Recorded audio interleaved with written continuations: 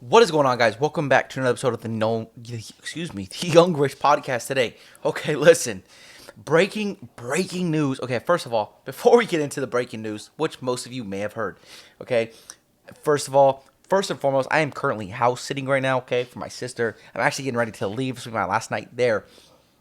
And I was about to take a nap before I even left to work, right? So I was in the middle of getting ready for work because I work nights. So here I am. I was about to sit here. So my hair's messed up. My hair's long. It's not cut. Here I am. I'm sitting on a couch right now. Look, there's no background with me. So deal with me, right? But I brought my stuff with me and I haven't been posting. But here we are. We're back to being consistent as heck. So a what is it called? An immediate podcast production here episode coming out today. The Los Angeles Lakers traded for LUKA Doncic, and this trade involved Anthony Davis and Max Christie going to the Dallas Mavericks. Okay, so I mean, listen, this just happened literally 30 minutes ago. Everyone at first thought Shams was getting hacked. It was so serious, so wild and out of nowhere that people had to go. Everyone was in his comments saying, "Yo, Shams, we don't believe you until you go out here and confirm it yourself. We want you to say a full video saying this trade is 100% real." Multiple times he goes on his own post saying this is 100%, it's 1000% true.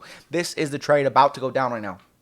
It is 10:30 PST when I'm sitting here. That's about to be 12:30 1 a.m. over there East Coast time. So it is the middle of the night. Okay, this is very similar to the Kevin Durant trade, and this has to be the craziest trade that I've seen made at the deadline in my history of being a serious NBA fan. This has got to be the craziest one that I've seen so far. And listen, LUKA Doncic gets traded to the Los Angeles Lakers, which involves a deal for Maxi Kleber, Markieff Morris. The Dallas Mavericks get AD, Max Christie, a 2029 first from the Los Angeles Lakers, and the Utah Jazz were involved in a three-team trade, and they ended up getting JHS, Jalen Hood-Schifino, 2025 second from the Clippers, and a 2025 second from the Dallas Mavericks. So the Jazz were just one of those teams in there. They wanted to get a young player like JHS. They want to, have a lot of draft capital, a lot of picks, and a lot of young pieces to see what they could build out there. So you already know what the Utah Jazz are thinking in this situation. But, I mean, listen, the Dallas Mavericks just made the NBA Finals, okay, with LUKA Doncic and Kyrie Irving alongside them. And this year, they had some pieces that really took over on that team. They just brought in Klay Thompson to add to this team, a veteran player, somebody who's won 4 championships, somebody who you can count on in the playoffs to get you some buckets. And he's had some good performances this year. And Kyrie Irving's having one of his most efficient seasons in his entire career, right?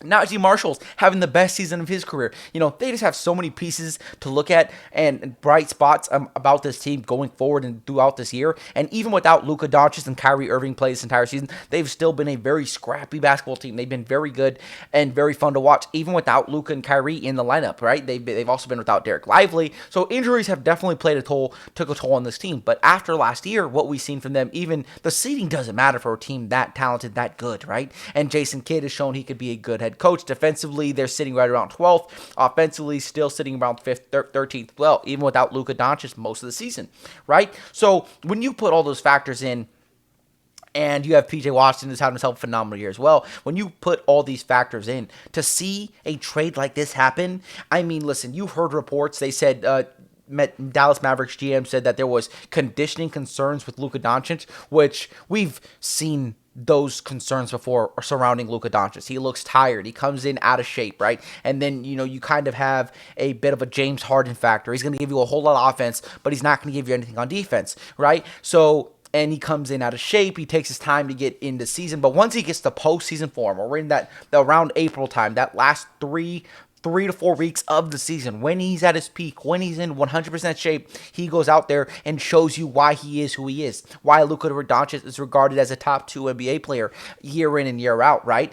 And to see this trade happen, I mean, listen, Anthony Davis, I've been here advocating for him this year. Last year, I've been supporting him the best I possibly can. But the AD experience, it was over for me. Okay, a couple years ago, I think we needed to do it in a different direction. We kind of held on to that core from the bubble ring championship for a little too long, and this just allowed us to not make moves that we could have made in the past, and we could have possibly got more for AD in his prime when he was coming off, that year 2, year 3 after not getting back to the NBA championship. So I understand why the Lakers would make this trade, because the Los Angeles Lakers, a big market team. I mean, for LUKA Doncic to be traded to the Los Angeles Lakers, you go to the Lakers to make history, to make your name, in NBA history, to become a Hall of Famer, to become one of the greatest NBA players of all time. And going to the Los Angeles Lakers in LA, that big market, you are going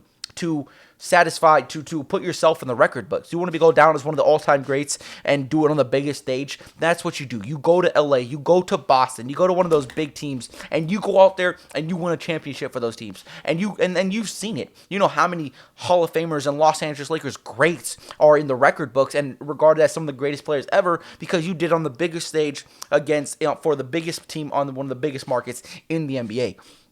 And listen, this year has been up and down the entire season, right? You've had games where the Lakers look like a very high-quality basketball team, and then you have those games where you lose to Dallas without Luka, without Kyrie, and you lose by 25, And then you go out tonight without AD. LeBron shows you what LeBron can still do, and you have Austin Reeves stepping up. Max Christie made some big-time plays. DFS has been playing phenomenal since he's, 100% healthy coming off that ankle injury. And you've seen what we can do. Even without AD, you've seen what we can do. And JJ Redick tonight, defensively, he schemed up a great game plan against Jalen Brunson and Cat, and limited Cat from not being able to dominate the game like he's been able to do in the past. And we did it without Jackson Hayes in the lineup. We were basically playing small ball 5 for majority of the game, right? You were playing DFS and Rui at that small ball 5, and you were able to, show a lot of help to not allow Cat to get going early on. You didn't send a lot of double teams, but you were showing a lot of extra support, so that way it was easier to make rotations if the ball got kicked out and swung out to the corner. Okay, so JJ Redick did a phenomenal job today, right? And if we get more, he's done a great job, I think, specifically these past couple weeks when it comes to coaching and strategies and eliminating the other team's best players. I think he's just done a great job. I mean, you've seen it when we played Boston. We were still able to come in there with a win. And, he has just done, I think, a phenomenal job with what we have, right?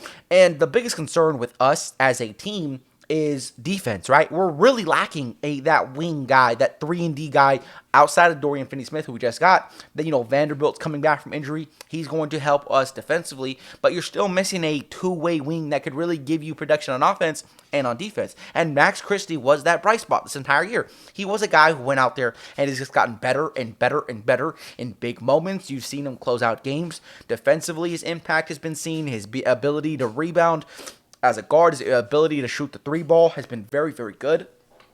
Because now we get into a situation where you look at this trade and, listen, obviously the pros, you got LUKA Doncic, right? The future of LA is intact. You have a superstar post-LeBron era to where you could sit here and say, we're going to be fine. We're going to be in a good spot. When LeBron leaves, we'll have, an extra that supermax contract that you could still give to a player. You have all this opportunity and wiggle room to make stuff happen the post-LeBron era, okay? And now you look at what this can mean for LeBron, right? That you get another ball-dominant guard where now you have the opportunity for LeBron to play more off-ball, which is something JJ Redick had to happen this year. He wanted LeBron to have less offensive, authority throughout the regular season, and that hasn't been the case. He's really had to do a lot, and so the nights where he doesn't give you what LeBron normally gives you, you see us struggle in those games, especially if we're not shooting the 3 and the role players are not playing as well. So again, this gives LeBron the opportunity to now kind of, take the back seat a little bit and when Luka gets healthy, Luka can take over that offensive priority and be that number one and be that ball-dominant guard alongside LeBron to give LeBron James a little bit of rest. Because outside of LeBron James and Austin Reeves, who really is ball handling for this team, we needed another guard out there to really go out there and facilitate and play make and run offense through them. And D'Angelo Russell couldn't do it. Gabe Vincent's not really that guy, although Gabe Vincent's been playing some solid basketball. And with his defensive impact, if he can continue to shoot the 3, now we're sitting in a good spot when we lose Max Christie, okay? But the biggest concern for me at this entire trade is the defense. We're already a bottom, 25 defense, 21st in defensive rating, 13 in offensive rating.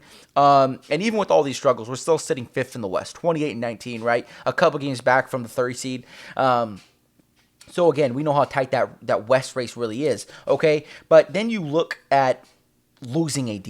I know the numbers don't scream. He's, one of the best defensive players in the league, but we all know, the numbers don't support Anthony Davis and how dominant he is on defense. But we know how much Anthony Davis means to this team defensively and what he's done in the past, right? So, again, I'm still worried about the defense. Who's going to come out here and who's going to apply that defense for us? Who's going to be that defense anchor? And right now, we don't have nobody. Are we trusting Jackson Hayes to go out there and give us the same type of production that Anthony Davis is? No, we're not. So does that mean there's more moves to be made? I mean, maybe there's some people we can get. There's some trades still out there to maybe we come in and get another big, someone for cheap that could, on a smaller contract, somebody like a Walker Kessler, because obviously I don't think we have the ability to get Walker Kessler now, but something in that aspect where we can get another big who can give you solid defensive production, okay?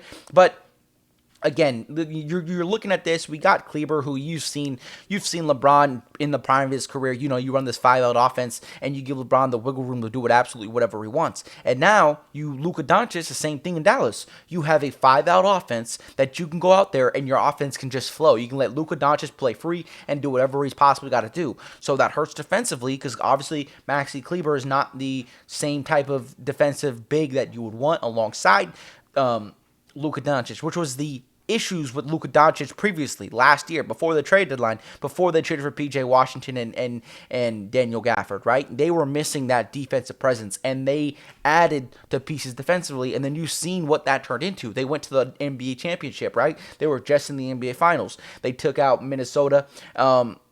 Obviously, we see how that all turned out, right? So now you look at what moves can be made to add to this team, and obviously the trade deadline's 6 days away, 5 days away, so we're going to be keeping an eye out on if there is any other move to be made, right? But I mean, listen, obviously Luka Doncic is being traded to the Los Angeles Lakers. This is a huge move for the Los Angeles Lakers. I'm excited. I'm happy that the future of the Los Angeles Lakers is intact, that we will have something to look forward to post the LeBron era, right? And so now this all comes down to, can LeBron, how many more years do we have with LeBron? Is this the last fighting chance we have to win something with LeBron? Or do we have another year of LeBron, right? Because we heard LeBron would take a pay cut if it meant we could get another player on this team, right? So, the whole thing basically lays in the hands of LeBron. How much longer is LeBron going to be here? How much longer of good quality production are we going to have from LeBron the way he's performing now, right? So, again, this is all just so interesting, and so I'm just so interested to see how it goes. Obviously, getting Luke on the court, we really want to see how that turns out. I think JJ Redick, is going to have to scheme some things up, to get the best defensively that we could possibly get out of Luka and the guys we have around him. Because we lost Matt Christie, who was one of our better all-ball defenders this year. We got Jared Vanderbilt back, and like I said, if you can get Gabe Vincent shooting the three like he's been these last couple weeks, you have a solid piece in Gabe Vincent because we know what he can do defensively, an on-ball guard that can give you production. And when he starts reminding us of why we paid him this money, that Miami Heat Gabe Vincent that we saw in the NBA Finals, right? That Gabe Vincent, if we can get that type of Gabe Vincent, every single night, that is a great piece. Losing Max Christie, will feel confident going forward that he could be a high quality role player going forward. And because now we have Austin Reeves, Dalton Knecht is our rookie. He's still trying to figure it out. The three ball has not been there clearly, but Austin Reeves, Dalton Knecht, Rui Hachimura, Jackson Hayes, we are missing. And even Luka Doncic, we are missing that defensive presence outside of Vanderbilt and Gabe Vincent and DFS as well. Those are our three best defenders on the team right now. So my question is obviously defense, because history tells us if you want to win a championship, not only do you need to have a good supporting cast, but you need to be able to hold it down defensively. And if we can't hold it down defensively, then it puts us out of a lot of ball games, right? So again, there's obviously a lot to love here. You have Luka Doncic. You have a future. You have, a real good chance to make something happen in the postseason because you have Luka Doncic and LeBron James alongside each other, right? Two guys who could make others better with the ball in their hands. And LeBron James is is obviously okay with going out there having a, double-double, or his triple-double and just going out there getting 12 points a night, but he's dishing it out, getting his teammates open shots, allowing other people to beat them. And when you have to focus on everybody else, it gives LeBron James more opportunities to get one-on-one. Luka Doncic, there's just so many offensive things to love and to look forward to and to be excited and anticipating going forward. But the defense is really where I see issues, right? So is there another move that we can go out here and make, obviously not Cam Johnson, because that's somebody that's not realistic at this current moment, but maybe we go out there and go get a big who could anchor the defense just enough to where we're going to be able to be okay and get some sort of production from that center defensively, because that's really what I'm worried about. And obviously, we're one of the worst rebounding teams already in the NBA, and now we lost our best rebounder on the team. So there's a lot of question. How are we going to, close out possessions? Who's going to be able to go out there and go get his boards? So is there another move in the makes? Can there be? What big are we going to go out here and go bring in? Or are we just going to ride it with Jackson Hayes and start running small ball 5? There's a lot of questions to be answered. So it's going to be interesting to see how we figure it all out and how everything pans out. But obviously, listen, the Los Angeles Lakers, I'm excited. Let's fucking go. Lake show all the way. Are we going to win the 2025 NBA championship? I don't know. Does this give us a better chance? I do believe so. Because if our defense is going to be bad, might as well go all offense, no defense. You know what I'm saying? So, again, we're going to see what happens going forward. I still think there's another couple moves maybe possibly to make. Get a cheap center, somebody who's you can get for dirt cheap that can give you something on the defensive end, So I'm going to be looking forward to that. But when you look at this for the Dallas Mavericks, obviously I'm sick for Dallas Mavericks fans. You just traded away a guy who took you to the NBA Finals. You took away a guy who's the top 3 player in the league, and you got somebody like Anthony Davis. Anthony Davis has been phenomenal this year. He's been great. He's one of the best centers in the league, and he's consistently been that guy, okay? But when you need AD to be that guy that's going to go get it, he hasn't been able to produce like that. You've seen him kind of just fade away in games because he's not out there dominating like he should. When he's matched up against the Utah Jazz, when he's matched up against the Washington Wizards, go out there and just go dominate. Go out there and go get his buckets, or in those games where we're playing against a elite team and we need you to go out there and go assert yourself and go dominate in the paint and go get buckets. He kind of disappears, and he has a way of just taking the back seat of things. So that was my biggest issue with AD, right? In the biggest moments is where can you rely on him to win you a series against a team like Denver? Can you rely on him to win a series against Minnesota? And I don't know if I could rely on him to do that. LUKA Doncic, he's already done it. And I know he can go out there and give me a 30-point triple-double every single night. And now LeBron James can just play off him. And LeBron James, I think he can fit any type of, he's just a basketball player. He's going to make it work, whoever he plays with. And now you're telling me LUKA Doncic can play off the ball with LeBron James? I mean, this is a match made in heaven. The potential for this offense is going to be insane. So we're going to see how it all turns out.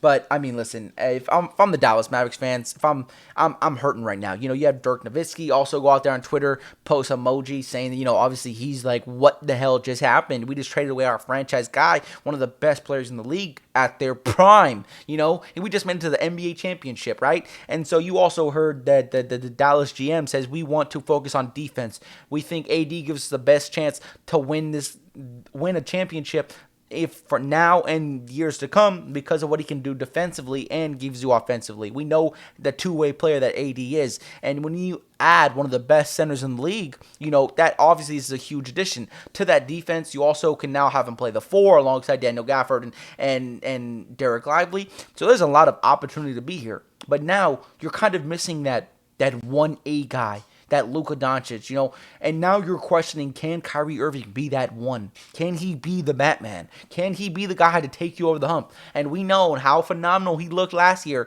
in the playoffs, right? He was great. He was amazing. And this year he's been nothing short of phenomenal, okay?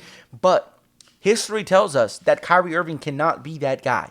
History tells us that Kyrie Irving is not going to be able to get you over the hump. So where is this, we make some moves, we retool, we move some players around this next upcoming offseason? Is this kind of like we're not going to make the championship, but, we're still going to be a very, very competitive team? So I'm just so intrigued on how these two teams are going to pan out going forward. Because I think AD with Dallas, with what they have around him defensively, the wing defenders they have around him, and the 3-and-D players, I think you can get a lot of out of AD. It just wasn't happening in LA. with a guy like Luka, you have a guy who can make everyone better. A guy like LeBron who makes everyone better. So it is. I think it's going to you put AD in the best situation for him. You put Luka in a good situation for him. And you add another ball dominant guard or wing, however you want to defend him, because he's huge. I mean, what, 6'7", 6'6", or however big he is.